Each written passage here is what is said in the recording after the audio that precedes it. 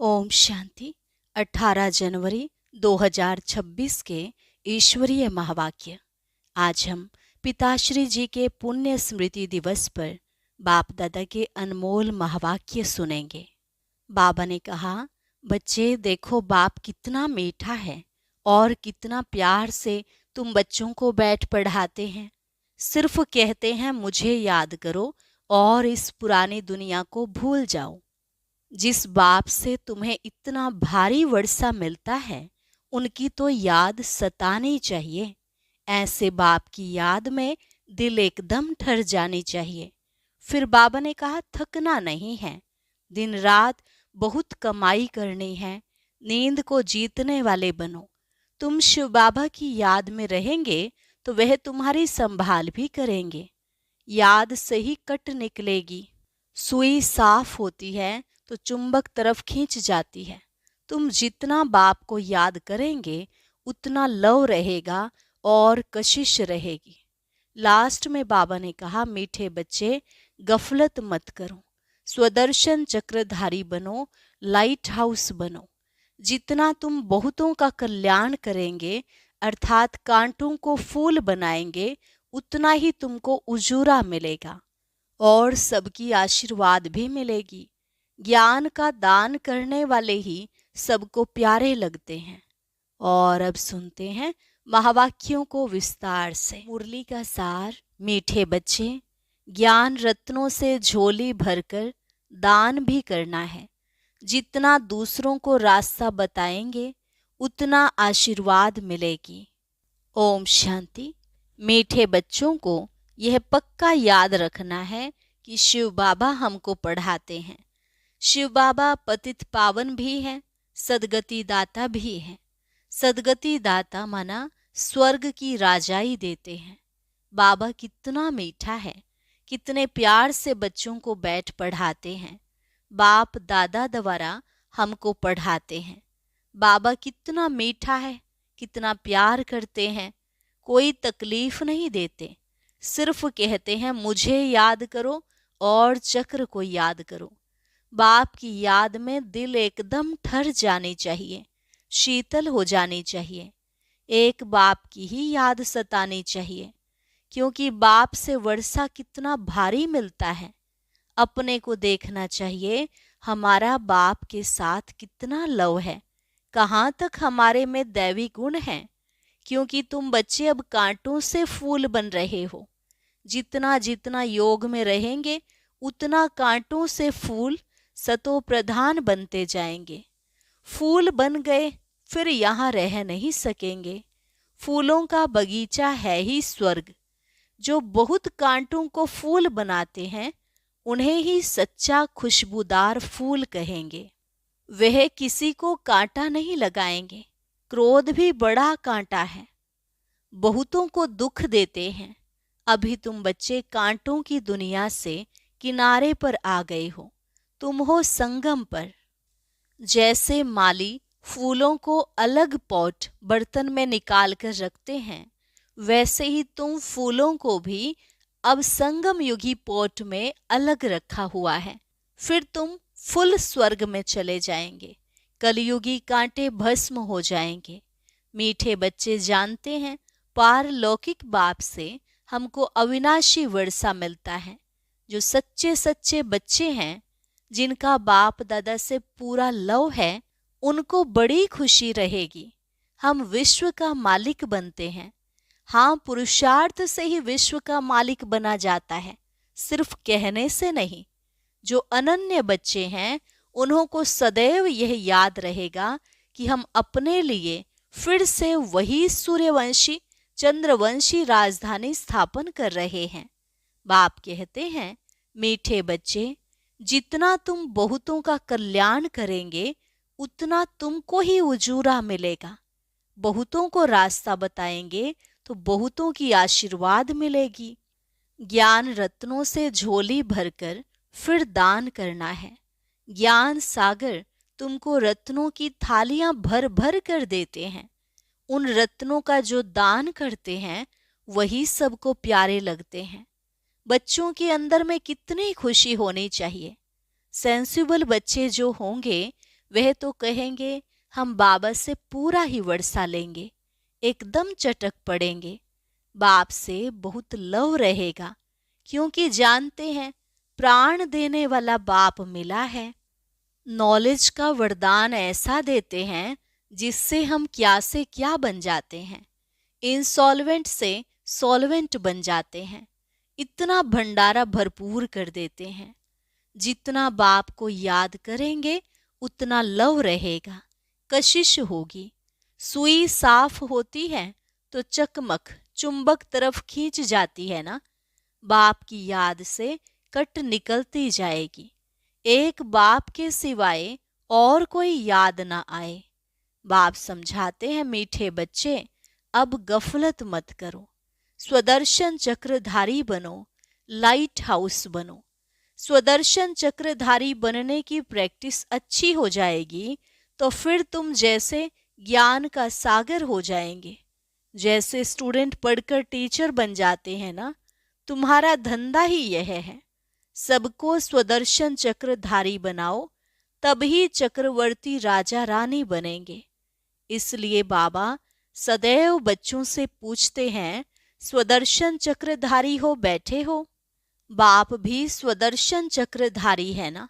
बाप आए हैं तुम मीठे बच्चों को वापस ले जाने।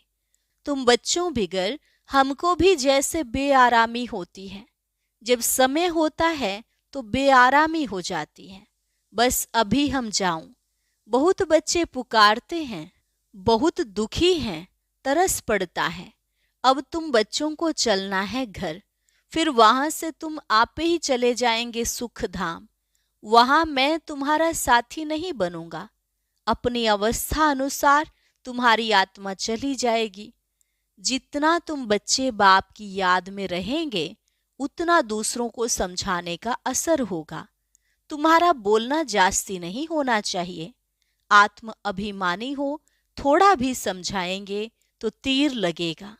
बाप कहते हैं, बच्चे बीती सो बीती, अब पहले अपने को सुधारो। खुद याद करेंगे नहीं, दूसरों को कहते रहेंगे, यह ठगी चल ना सके। अंदर दिल जरूर खाती होगी। बाप के साथ पूरा लव नहीं है तो श्रीमत पर चलते नहीं हैं। बेहद के बाप जैसी शिक्षा तो और कोई दे न सके। बाप कहते हैं, मीठे बच्चे इस पुरानी दुनिया को अब भूल जाओ। पिछाड़ी में तो यह सब भूल ही जाना है। बुद्धि लग जाती है अपने शांति धाम और सुख धाम में।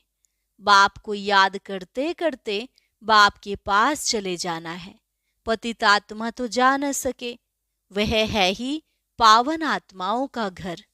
यह शरीर 5 तत्वों से बना हुआ है, तो 5 तत्व यहाँ रहने लिए खींचते हैं, क्योंकि आत्मा ने यह जैसे प्रॉपर्टी ली हुई है, इसलिए शरीर में ममत्व हो गया है। अब इनसे ममत्व निकाल जाना है अपने घर। वहां तो यह 5 तत्व है नहीं। सतयुग में भी शरीर योग बल से बनता है। सतो प्रधान प्रकृति होती है, इसलिए खींचती नहीं, दुख नहीं होता। यह बड़ी महीन बातें हैं समझने की। यहाँ 5 तत्वों का बल आत्मा को खींचता है, इसलिए शरीर छोड़ने की दिल नहीं होती है। नहीं तो इसमें और ही खुश होना चाहिए।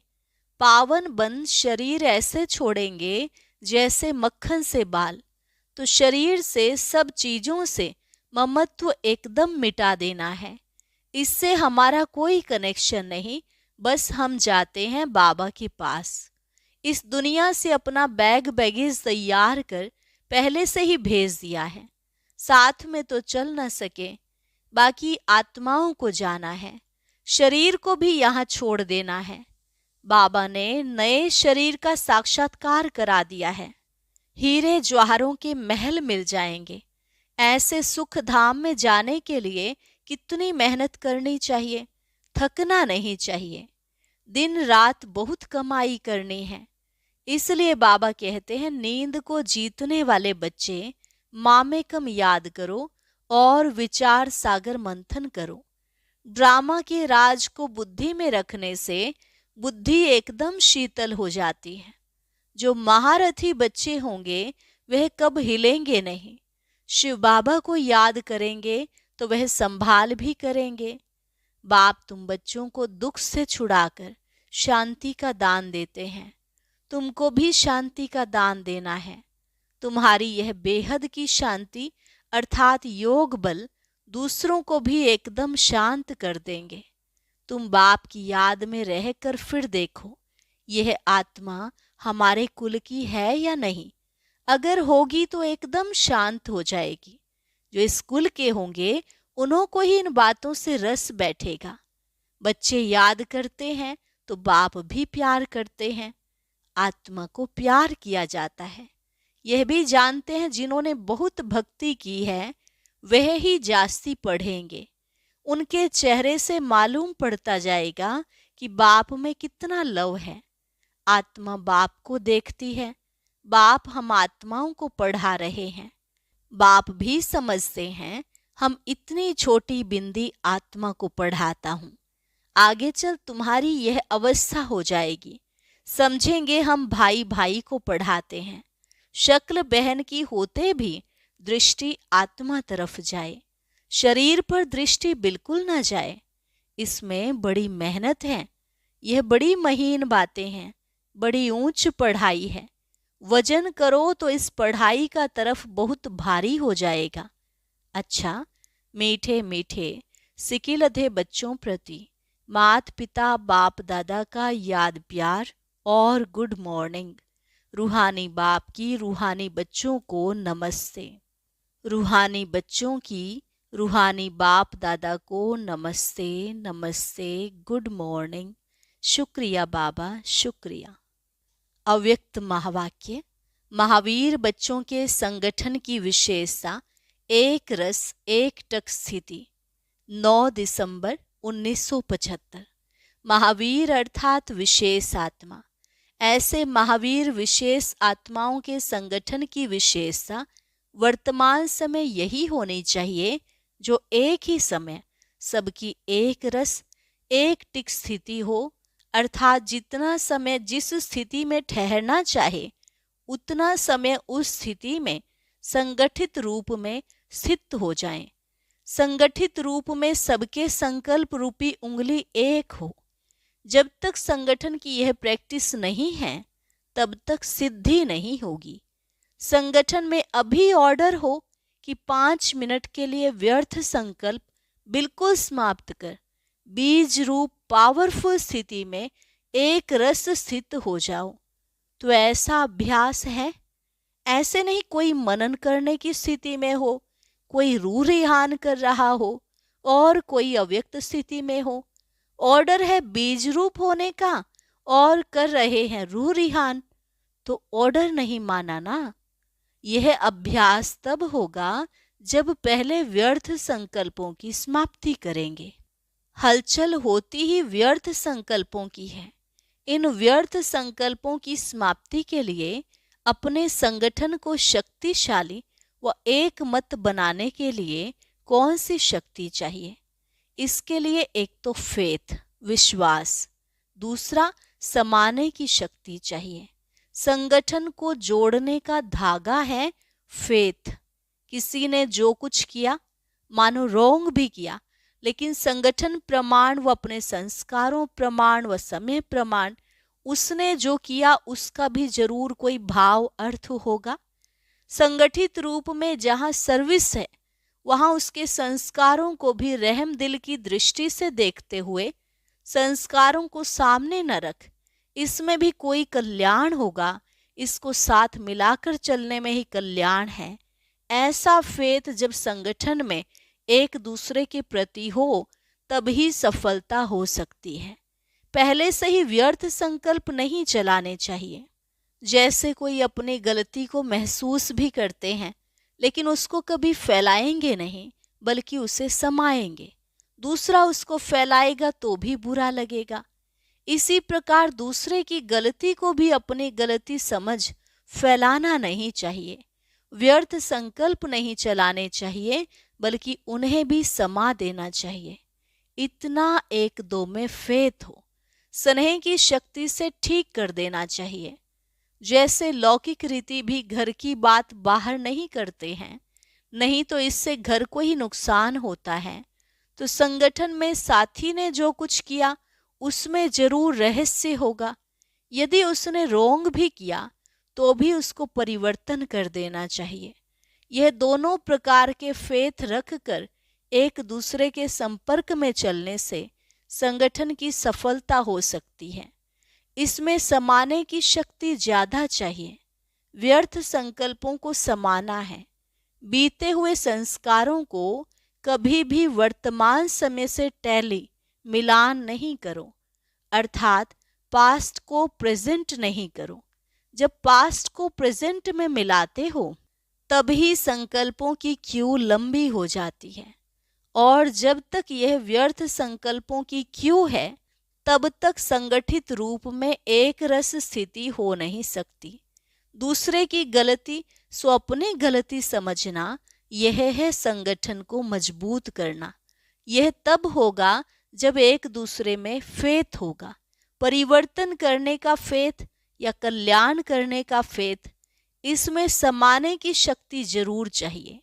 देखा और सुना उसको बिल्कुल समाकर वही आत्मिक दृष्टि और कल्याण की भावना रहे। जब अज्ञानियों के लिए कहते हो अपकारियों पर उपकार करना है, तो संगठन में भी एक दूसरे के प्रति रहम की भावना रहे। अभी रहम की भावना कम रहती है क्योंकि आत्मिक स्थिति का अभ्यास कम है। ऐसा पावरफुल संगठन होने से ही सिद्धि होगी। अभी आप सिद्धि का आह्वान करते हो, लेकिन फिर आपके आगे सिद्धि स्वयं झुकेगी। जैसे सतयुग में प्रकृति दासी बन जाती है, वैसे सिद्धि आपके सामने स्वयं झुकेगी। सिद्धि आप लोगों का आह्वान करेगी। जब श्रेष्ठ नॉलेज है, स्टेज भी पावरफुल है, तो सिद्धि क्या बड़ी बात है। सदा काल एक रस स्थिति में रहने वालों को सिद्धि प्राप्त न हो, यह हो नहीं सकता। लेकिन इसके लिए संगठन की शक्ति चाहिए। एक ने कुछ बोला, दूसरे ने स्वीकार किया। सामना करने की शक्ति ब्राह्मण परिवार के आगे यूज नहीं करनी है, वो माया के आगे यूज करनी है। परिवार से सामना करने की शक्ति यूज करने से संगठन पावरफुल नहीं होता। कोई भी बात नहीं जचती तो भी एक दूसरे का सत्कार करना चाहिए। उस समय किसी के संकल्प व बोल को कट नहीं करना चाहिए। इसलिए अब समाने की शक्ति को धारण करो।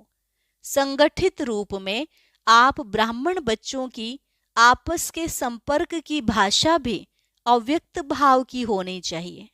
जैसे फरिश्ते अथवा आत्माएं आत्माओं से बोल रही हैं। किसी की सुनी हुई गलती को संकल्प में भी स्वीकार न करना और न कराना ही चाहिए। ऐसी जब स्थिति हो तभी बाप की जो शुभ कामना है संगठन की, वह प्रैक्टिकल में होगी। इसके लिए विशेष पुरुषार्थ अथवा विशेष अनुभवों की आपस में लेन देन करो। संगठित रूप में विशेष योग के प्रोग्राम चलते रहें तो विनाश ज्वाला को भी पंखा लगेगा। योग अग्नि से विनाश की अग्नि जलेगी। अच्छा, वरदान व्यक्त में रहते अव्यक्त फरिश्ते रूप का साक्षात्कार कराने वाले सफेद वस्त्रधारी और सफेद लाइट धारी भव। व्यक्त में रहते अव्यक्त फरिश्ते रूप का साक्षात्कार कराने वाले सफेद वस्त्रधारी और सफेद लाइट धारी भव। जैसे अभी चारों ओर यह आवाज फैल रहा है कि यह सफेद वस्त्रधारी कौन है और कहां से आए हैं, ऐसे जब चारों ओर फरिश्ते रूप का साक्षात्कार कराओ, इसको कहा जाता है डबल सेवा का रूप। जैसे बादल चारों ओर छा जाते हैं, ऐसे चारों ओर फरिश्ते रूप से प्रकट हो जाओ। जहां भी देखें तो फरिश्ते ही नजर आए।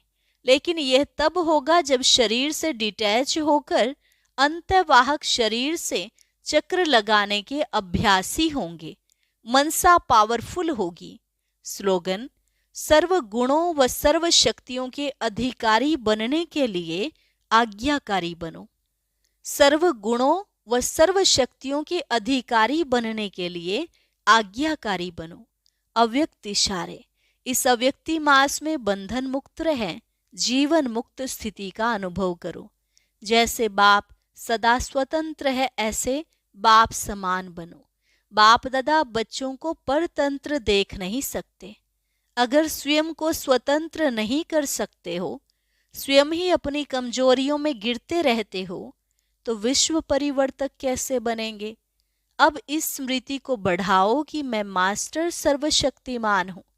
इससे सहज सर्व पिंजड़ों से मुक्त उड़ता पंछी बन जाएंगे। अच्छा, और अभी सुनते हैं आज का अव्यक्त ज्ञान मोती।